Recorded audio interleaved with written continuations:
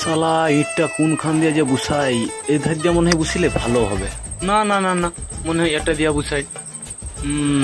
ইটটাকে যে করে আমাকে তুলতে হবে। হ্যাঁ, আরে এই ছাঁটাই কাজ করছিল গেল কাই ভোলা? হ্যাঁ গেল কাই? সে তো ভালো না।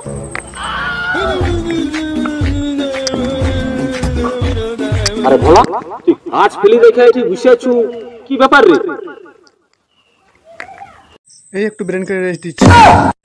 Brain rest? তুই আবার ব্রেন চালাস কবে থেকে? আমি তো জানি। তুই তো বলিস আমি বল চালাই, তার জন্য একটু রেস্ট দিচ্ছি ব্রেনে।